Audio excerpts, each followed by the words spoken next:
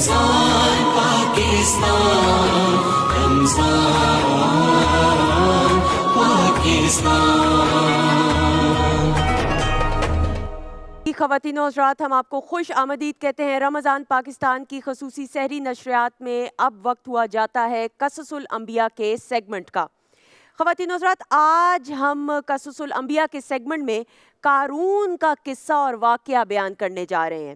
قارون کا واقعہ ایک ایسا عبرتناک واقعہ ہے جس کو سننا، سمجھنا اور پھر وہ تمام باتیں جو اس نے کی اس پر عمل نہ کرنا بہت ضروری ہے۔ روایت کے مطابق قارون حضرت موسیٰ علیہ السلام کے چچا کا بیٹا تھا۔ یہ بہت ہی خوبصورت آدمی تھا اور لوگ اس کے حسن سے متاثر ہو کے اسے منور کہا کرتے تھے۔ ساتھ ہی ساتھ اس کی ایک اور خوبی یہ تھی کہ یہ تورات کا بہت بڑا عالم تھا اور نہایت ہی ملنسار تھا، ہر کسی سے بڑے سلیقے کے ساتھ، ڈھنگ کے ساتھ ملتا تھا، اسی وجہ سے لوگ اس کا بہت احترام کرتے تھے۔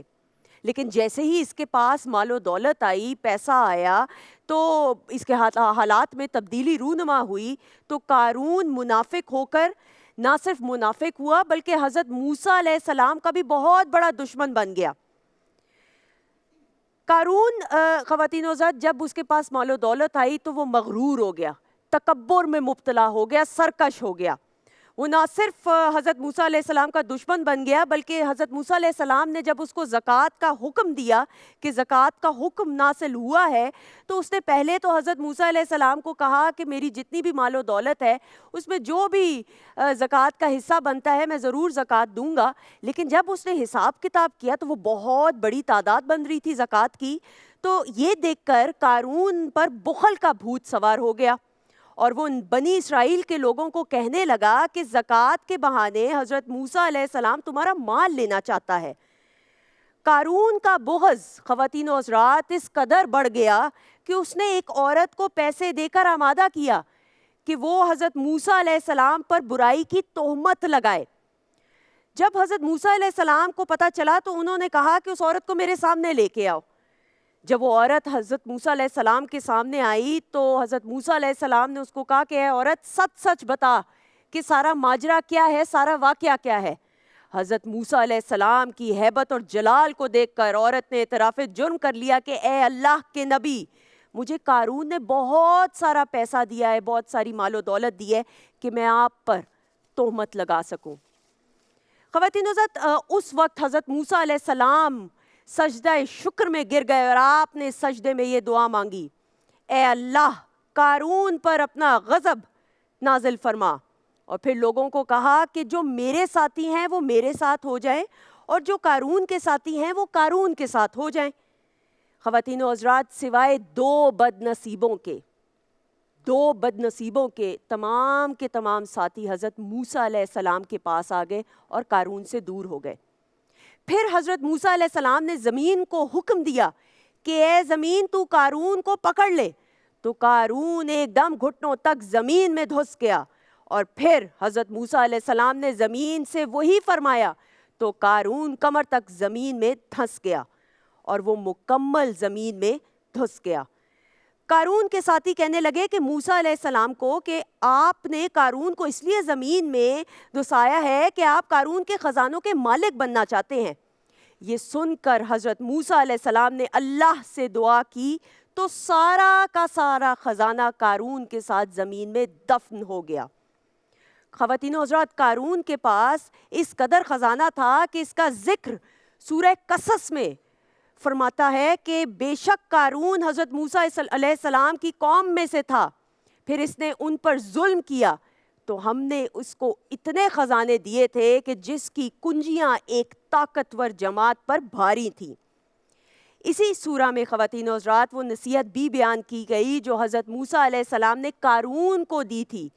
اللہ تعالیٰ نے ارشاد فرمایا ہے کہ جب قارون کو اس کی قوم نے کہا کہ اترا کر مت چل، بے شک اللہ تعالیٰ کو اترانے والے ناپسند ہیں، اور جو مال اللہ نے تم کو دیا ہے اس سے آخرت کا گھر طلب کر اور دنیا میں اپنا حصہ نہ بھول، لوگوں پر احسان کر جس طرح اللہ نے تم پر احسان کیا ہے، اور زمین پر فساد مت پھیلا۔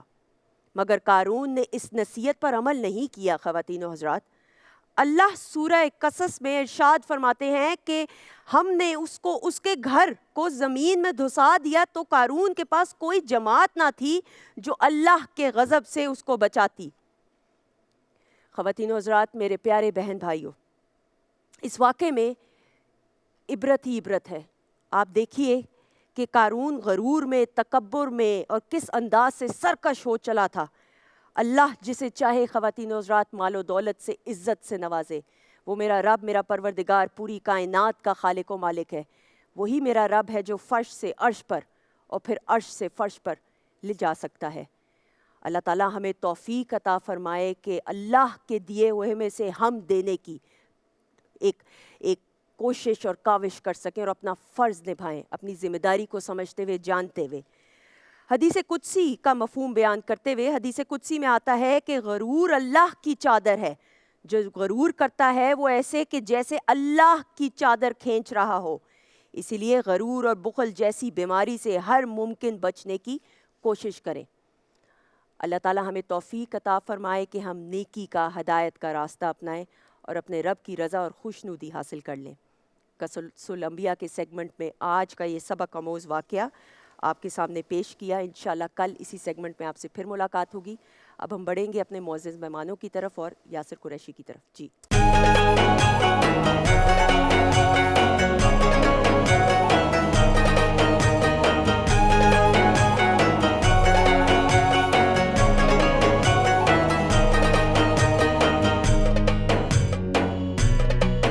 رمضان پاکستان، رمضان پاکستان۔